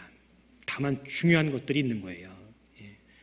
서두에 말씀드린 대로 주님을 섬기겠다는 결단, 우리 각 사람은 너무나 연약하고 또 미련합니다. 부족하기도 합니다. 아는 것은 아주 없다시피 합니다. 하지만 하나님은 그러한 우리들에게 아주 특별한 것을 주셨습니다. 그게 바로 믿음이라는 거거든요. 가진 자나 없는 자나, 많이 배운 자나 못 배운 자나, 어느 시대, 어느 나라, 어느 인종 누구라 할지라도 믿음이라는 것을 할 수 있도록, 믿을 수 있도록 하나님 우리에게 역사하고 계십니다. 그것을 특별한 특권으로 우리에게 주신 거예요. 어떤 사람도 믿을 수 있습니다. 설명할 수는 없어도 믿을 수는 있게 돼 있거든요. 그게 참 특별한 겁니다. 침상에 누워서도 아무리 아이라 할지라도, 세상에 많은 지식이 없다 할지라도 믿는 것은 누구나 할 수 있게 돼 있습니다. 하지만 중요한 것은 하나님은 그 믿음이라는 것을 가장 크게 보신다는 것입니다. 믿음이 있으면 능치 못할 일이 없게 돼 있는 것, 그것이 바로 하나님이 정하신 법칙, 뜻에 해당이 됩니다. 사람은 비록 미약하고 미련하고 또 재주가 없지만 결단할 수 있게 돼 있거든요. 결심할 수 있게 돼 있고, 결심한 사람을 통해서 하나님은 특별한 것을 보여주는 그러한 역사를 그들을 통해서 이끌어 나아가시는 것입니다. 성막 짓는 그런 과정 가운데서도 보면은 그들이 많은 폐물들을 모세 앞에 가져왔습니다. 근데 그것을 마냥 다 받은 것은 아니었습니다. 기회가 지나버린 때도 있었습니다. 우리에게 건강이 있을 때 비록 부족하더라도 내 입으로, 내 힘으로 음식을 씹어서 삼키고 소화시킬 수 있을 때, 내 두 발로 누군가를 향해 걸어갈 수 있을 때, 그래도 비록 적은 물질이라도 내 주머니에서 물질이 나와 누군가에게 선물을 준비하고 또 기쁨으로 무언가를 할 수 있을 때, 그때 해야 된다고 생각합니다. 왜냐하면 그러한 모든 기회들은 항상 우리 편에 머물러 있는 것이 아니기 때문에, 당장이라도 내게서 전혀 내 것이 아닌 것으로 떠나갈 수도 있는 것들이기 때문에 항상 우리에게 주어진 바 된 모든 것들을 정말 잘 사용할 수 있도록 기도하고 애써야 될 것입니다. 헌신할 기회도 항상 있는 것은 결코 아니었습니다. 출애굽기 36장을 한번 찾아보겠습니다.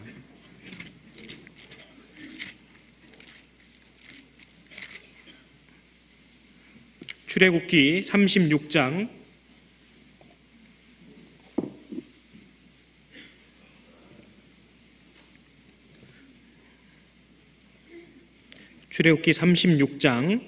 6절 제가 읽겠습니다. 모세가 명을 내리매 그들이 진중에 공포하여 가로되 물은 남녀하고 성소에 드릴 예물을 다시 만들지 말라 하매 백성이 가져오기를 정지하니. 7절은 같이 읽겠습니다. 있는 재료가 모든 일을 하기에 넉넉하여 남음이 있었더라. 우리가 어느 때나 지금처럼 이런 모든 기회를 갖고 주님 말씀을 전하고 주님을 위해서 살아볼 수 있는 기회가 항상 있는 것은 결코 아닐 것입니다. 건강, 시간, 지혜, 또 접촉하는 그 많은 사람들, 그들 한 사람 한 사람 떠나가고 있지 않습니까? 그리고 또 비록 많지는 않지라도 물질들, 그런 것들이 있습니다. 주님 앞에 할 수 있는 시간은요 너무너무 짧다고 항상 생각이 됩니다. 그러니까 더 부지런하게 살 필요가 있습니다. 우리의 그 연수를 한번 계산해보고 우리의 그 인생이 얼마나 단촉한지를 생각해보고 무엇을 위해서, 가장 중요하고 높은 것을 위해서 내가 이 시간, 또 오늘이라는 시간을, 내게 주어진 바 된 건강을 어떻게 사용해야 될지를 항상 생각해 볼 필요가 있는 것입니다. 주님은 손해 안 보셔요. 주님이 필요하다 생각하시면은요 어떻게 해서든 하시는 것이 바로 주님의 뜻이기 때문에, 다만 우리에게 동참할 수 있는 기회를 주신 것입니다. 교회에서 각양각색의 모양의 봉사와 위치와 직분이 있습니다. 정말 그 소중하고 귀하게 여겨야 될 것입니다. 물론 그러하시겠습니다만, 할 수는 있다면 더 할 수는 없을까? 더 열심으로 할 수는 없을까? 그런 쪽으로 생각해 봐야 됩니다. 사방팔방이 막혀 있어도 항상 열려있는 쪽이 있거든요. 하나님, 기도하는 쪽, 주님께 매달리는 쪽, 주님께 의지하고 주님을 바라며 주님에게 호소하는 쪽은 항상 열려 있습니다. 천국을 향한 쪽은 항상 열려 있는 거예요. 그렇기 때문에 우리는 비록 미약하지만 주님 말씀을 듣고 결심하고, 결심한 것이 맞다면 바로 실행해야 됩니다. 선을 행할 줄 알고도 행치 아니하는 것은 죄라고 야고보서에 말씀하신 것처럼 우리에게는 많은 기회가, 또 무수한 기회가 있는 것이 결코 아닙니다. 만나야 될 사람이 있으면 만나야 됩니다. 이 복음을 전할 기회가 있을 때 반드시 그 복음을 전해야 됩니다. 항상 그런 마음에 우리가 살아가야 될 것입니다. 우리는 지금 당장 웃는 것에는 그렇게 마음 두지 않습니다. 그러시죠? 네. 후일을 웃는 것에 마음을 두고 있습니다. 지금 당분간은 비록 서글픈 눈물이 날 수도 있고 어려움 가운데 남모르게 눈물을 지을 수도 있습니다. 하지만 훗날에 웃는 약속이 있으면 충분히 그 일을 견딜 수 있는 것입니다. 잠언 31장에 그 현숙한 여인에 대한 쭉 서술된 내용들 보면요, 후일을 웃으며라는 말씀으로 모든 것을 대신하고 있습니다. 후일을 웃는다는 말씀은 지금은 어렵다는 거예요. 어쩌면 지금은 눈물 짓고 있다라는 뜻일 것입니다. 그 현숙한 여인, 후일에 그 자색 옷으로 능력과 위엄으로 옷을 입는다고 그렇게 말씀하고 계시지 않습니까? 그게 이제 70인역 성경에 보시면 이렇게 설명이 되어 있습니다. 임종 때에 웃더라 이렇게 되어 있습니다. 우리의 생애를 충실하게 살았고 주님 보시기에 부끄럽지 않을 만큼 그렇게 충실하게 살았기 때문에 임종 때에 두려워하거나 당황하는 것이 아니라 아쉬워하는 것이 아니라 웃는 모습으로 그렇게 설명이 되어 있습니다. 시편 30편을 한번 찾아보겠습니다.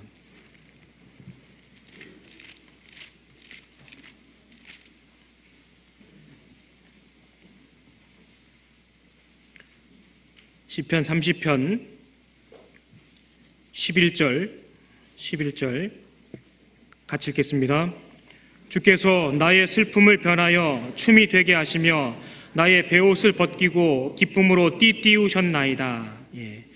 나의 슬픔을 변하여 춤이 되게 하시며, 이것은 우리의 지금 살아가는 현재의 생애의 모든 과정 가운데서도 주님 보시기에 합당하고 또 아름답고 고결하게 살아가고 있는 그런 모습을 표현한 것입니다. 그리고 나의 베옷을 벗기고 기쁨으로 띠띠우셨나이다.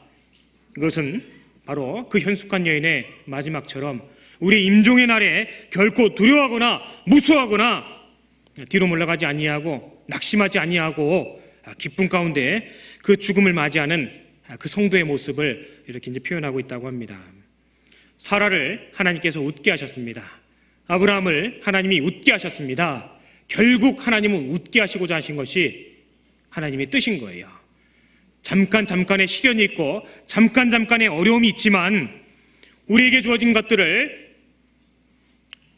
내어놓고 또 제거하고 또 주님이 거룩하신 것처럼 하나님이 거룩하신 것처럼 우리가 거룩하게 살고 그것을 추구하는 것이 비록 호락호락한 일은 아닐지라도 결국 그런 삶의 과정을 통해서 끝날에 결국 웃게 되는 것이기 때문에 우린 그런 하나님의 말씀을 믿고 담담하게 우리 일을 감당해야 될 것입니다. 그 아랍 사람들 속담에 이런 말이 있다고 합니다. 태양만 비치면 그 땅은 사막이 된다. 아주 잘 알고 있는 것 같아요, 아랍 사람들. 태양만 비치면 그 땅은 사막이 된다. 우리는 간혹 생각합니다. 아이고, 밝은 태양만 항상 뜨고 태양만 화창하게 좋은 거, 행복한 거, 내 원대로 되는 거, 그런 것만 있으면 좋겠다 라고 생각하기도 합니다. 어쩌면 아닐 수도 있습니다. 어쩌면 그러면 우리 인생이요, 감사함도 모르고 기도할 줄도 모르고 간절함도 잊어버리고 주님께 의지하는 것도 잃어버리는 사막이 될 수도 있습니다. 우리의 삶이 촉촉하고 또 푸르고 성장하기 위해서는요, 반드시 구름이 끼고 비가 내리는 과정이 있어야 된다고 그들은 그렇게 이야기합니다. 무지개, 아이들 참 좋아하죠. 무지개가 뜨면 동네 개들도 막 짖습니다. 아무튼 무지개는 누구라도 좋아합니다.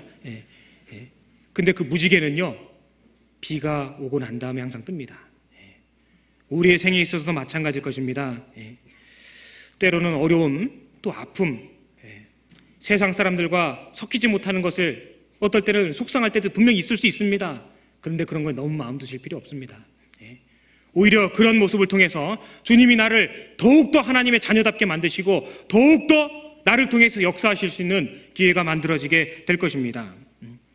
직장에서 혹은 가정에서 학교에서 마치 외톨이처럼 그렇게 느껴질 때도 있을 수 있습니다. 하지만 그게 전혀 이상한 게 아니에요. 주님도 그러하셨거든요. 주님도 그러하셨습니다. 우리에게는 인내가 필요합니다. 오래 기다릴 줄 아는 사람들, 그들은 정말 그 아름다운 무지개를 보게 될 것입니다. 이 짧은 생애, 정말 이 짧은 생애입니다. 주님을 알고 난 다음의 생애는 더 짧지 않습니까? 그 생애 가운데서 정말 진실되게 주님을 사랑하고 쫓아가 보는 날들은 정말 더 짧을 것 같다라는 그런 두려움이 있습니다. 그 짧은 생애 가운데 우리가 뒤로 물러가 나가서는 안 될 것입니다. 하지만 성경은 퇴보할 수 있다라는 말씀들도 여러 차례 말씀하고 계시거든요. 그러니까 왜 퇴보할 수 있는지 그것도 마음에 새겨둬야 될 것입니다. 죄가 들어오면 우리 삶이 퇴보가 됩니다. 타협하면 우리 삶이 퇴보됩니다. 세상을 좋아하면 퇴보하게 됩니다. 빛을 잃게 되어 있습니다. 그리고 또 게으르면 우리 신앙이 퇴색하게 되고 퇴보하게 됩니다. 세상에 그릇된 풍조, 잘못된 교훈이 들어오면은 다른 박질을 잘하고 있다가도 넘어지고 뒤로 물러가게 그렇게 되어 있습니다. 분명히 있는 일이기 때문에, 구원받은 교회 안에 있을 수 있는 일이기 때문에 성경 말씀 안에 그러한 것들을 성경 우리에게 주고 계신 것입니다. 내 신앙이 퇴색되어 가고 있다는 증거들은 여러 가지 모습을 통해서 나타납니다. 전도의 열정이 식게 될 것입니다. 모이는 것에 대하여 등한히 여기게 될 것입니다. 뿐만 아니라 아까 말씀드린 감사가 줄어들게 되고 기쁨이 줄어들게 됩니다. 몸이 건조한 삶이 되게 됩니다. 간증이 안 나오게 됩니다. 간증이 안 나온다는 얘기는요, 기도하지 않고 있다는 가장 확실한 증거 중에 하나일 것입니다. 간절하게 매달리고 간절하게 기도하고 있는 사람은요, 그 기도가 어떻게 연그러져 가고 있고 하나님이 어떻게 간섭하고 계시고 얼마나 더 절절하게 하게 하시는지를 간증하고 기도 부탁할 수밖에 없게 되어 있거든요. 그런 문제들부터, 그런 문제들이 내 삶 가운데서 드러나고 또 발견이 되게 된다면요, 그것을 빨리 회복할 수 있도록 애초에 어디서부터 그 문제가 발생했고 떨어졌는지를 고치도록 그곳으로 돌아가야 됩니다. 돌아가야 됩니다. 그게 출발일 것입니다. 요한계시록 2장을 찾아보겠습니다. 요한계시록 2장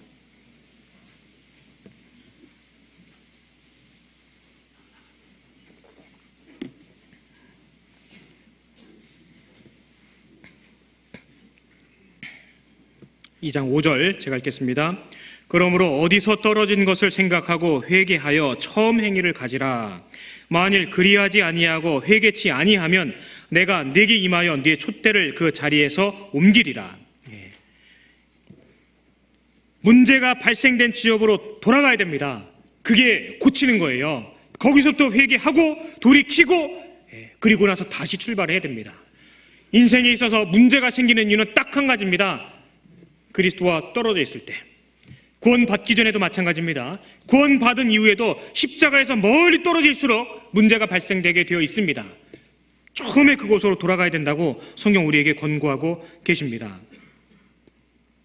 잠언 28장에도 자기의 죄를 숨기는 자는 형통치 못한다 분명히 말씀하고 계십니다. 문제가 발생된 지점으로 돌아가서 거기로부터 다시금 출발하고 또 회개해야 될 것입니다. 그리고 그 이후에는 공급을 제대로 받아야 돼요.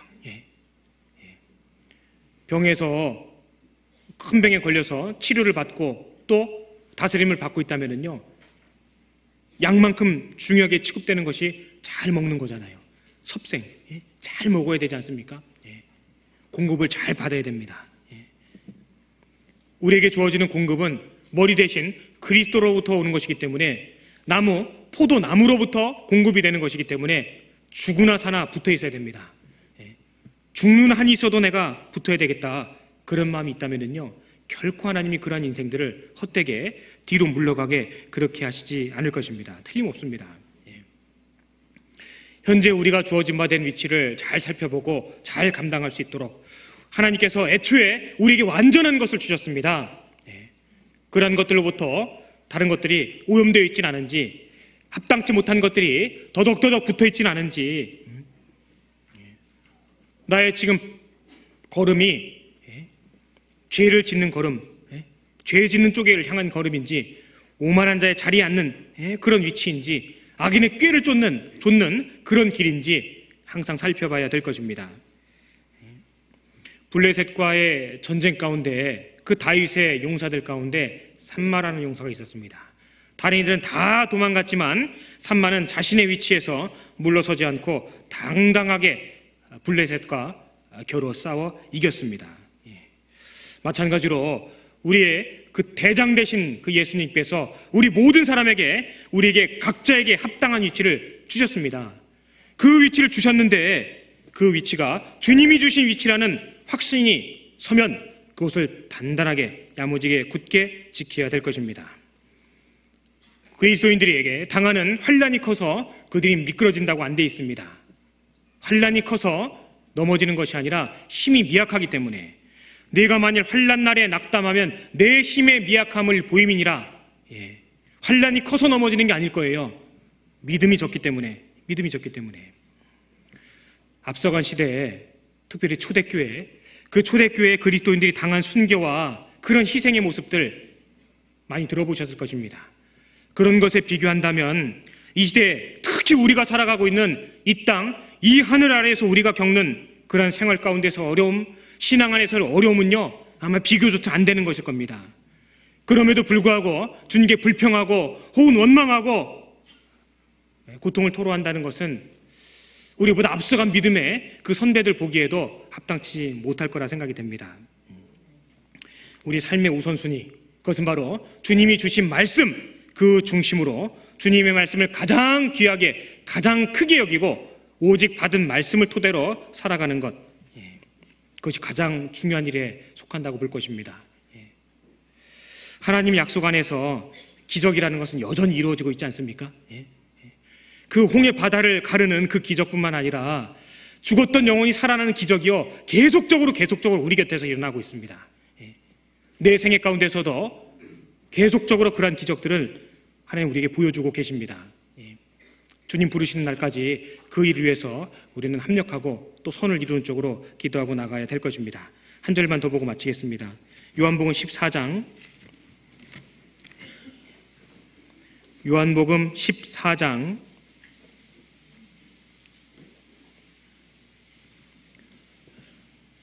요한복음 14장 21절 같이 읽겠습니다. 나의 계명을 가지고 지키는 자라야 나를 사랑하는 자니, 나를 사랑하는 자는 내 아버지께 사랑을 받을 것이요 나도 그를 사랑하여 그에게 나를 나타내리라. 믿는 자의 받을 그 은혜가 특별하게 또 이렇게 기록이 되어 있습니다. 나의 계명을 가지고 지키는 자, 정말 그리스도를, 정말 하나님을 사랑하는 사람, 특별히 그러한 사람들을 통해서 하나님의 역사가, 그리스도가 더욱더 힘있게 많이 나타날 것이라고 예수님께서 친히 약속해 주셨습니다. 우리는 이 말씀을 믿습니다. 그죠? 같이 기도하겠습니다. 살아계시고 역사하시는 거룩하신 아버지 하나님, 감사드립니다. 저희들을 구원하시고 또 우리 곁에 이뤄진 많은 영혼들을 구원하시기 위하여 여전히 그 큰 사랑과 은혜로 함께 하심을 진심으로 감사드립니다. 주님께서 오시는 날까지 우리의 위치를 견고하게 감당할 수 있도록 우리에게 큰 믿음을 허락하여 주시옵소서. 여전히 주님을 알지 못하고 죽어가는 많은 불쌍한 영혼들이 우리 곁에 있습니다. 우리 모두가 합력하고 또 선을 행하여 모쪼록 한 사람의 영혼이라도 더 건질 수 있도록 저희 모두를 통해 일하시고 역사하여 주시옵소서. 함께 머리 숙인 주님의 귀한 성도들 일일이 그 형편과 상황들을 기억하여 주옵시고 오직 말씀으로 소성시켜 주시고 주님 안에서 합당하게 우리에게 주어진 바 된 길을 걸어갈 수 있도록 도와주시옵소서. 전 세계 많은 곳에 복음이 선포되고 있습니다. 곳곳마다 역사하여 주옵시고 주님의 능력과 자비하심으로 그 영혼들 모두 구원받을 수 있도록 주님 도와주시옵소서. 언제나 저희를 사랑하시는 우리 구주 예수님 이름으로 감사하며 기도드렸습니다. 아멘.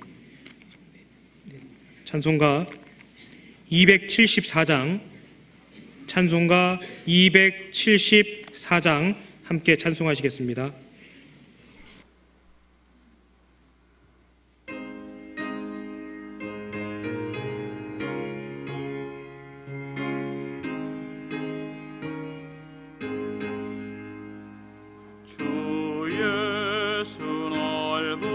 사랑 그 크신 은혜 전파함은 참 기쁜 일일세. 주의 소복된 말씀 생명과 진리요 내 맘의 갈급함을 다 채워주시네. 예부터 전한 말씀 주 예수 크신 사랑 나 항상 전파하기 참 좋아하도다. 이 말씀 전할 때에 내 마음이 기쁘고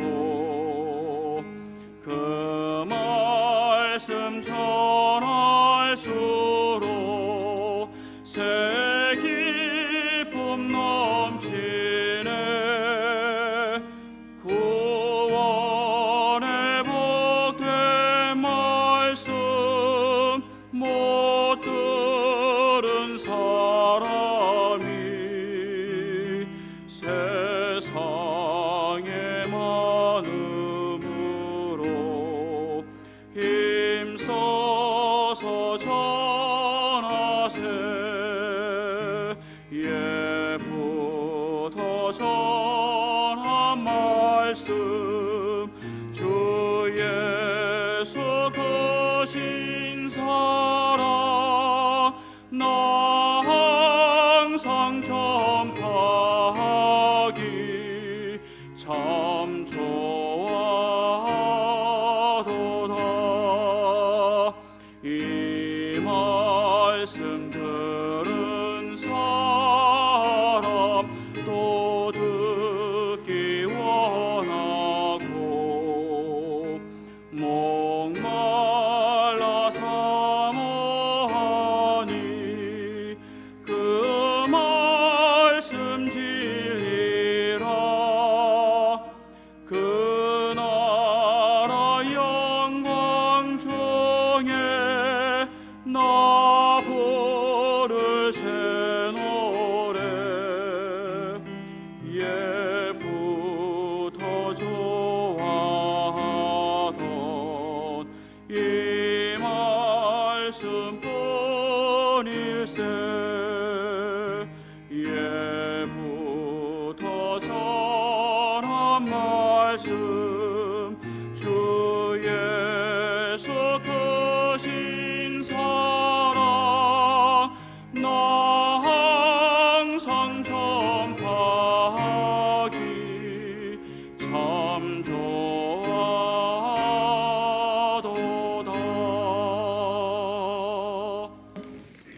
네, 장로님 광고해 주시겠습니다.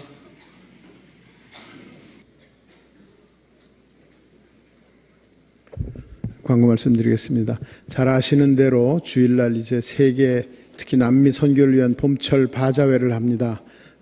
그래서 우선 많은 분들이 좀 참여를 해 주셔야 되겠고요. 그리고 거기에서 쓰시는 모든 돈이 다 세계 선교에 그대로 들어가니까요. 아주 헌금하는 마음으로 또 아주 즐거운 한 시간을 같이 보내도록 그렇게 했으면 좋겠습니다. 그래서 주차가 안 됩니다. 그래서 주일날 절대로 주차를 이쪽에서 하지 아니하도록.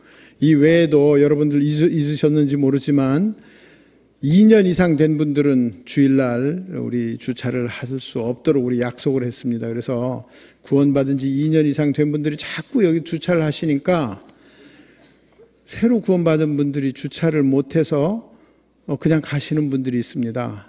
이 아주 심각한 문제입니다. 그래서 구원받은 지 2년 넘으신 분들은 교회 부근으로 오지 마세요. 새벽에 빨리 왔다고 주차하지 마세요. 특히 새벽에 빨리 와서 봉사하시는 분들이 여기다가 주차를 합니다. 그거 안 됩니다.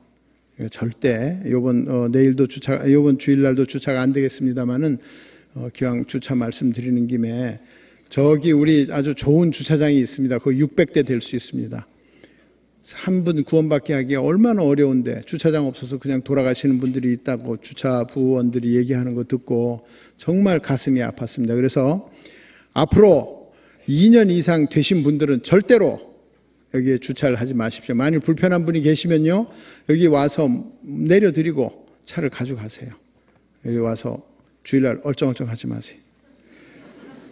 그리고 새로 구원받은 분들이 반드시 아주 편리하게 말씀을 들을 수 있도록 그렇게 도와주시기 바랍니다. 주일 소집회는 이번 주일날 주일 소집회는 교육원 6층 중강당에서 있습니다. 착오 없으시기 바랍니다. 4월 23일 이번 토요일날 천안교회에서 농아 선교부 전국 농아 임원회의 및 부장단 수련회가 있습니다. 광고가 빠졌는데요. 많이 참여해 주시기 바랍니다. 광고 마치겠습니다.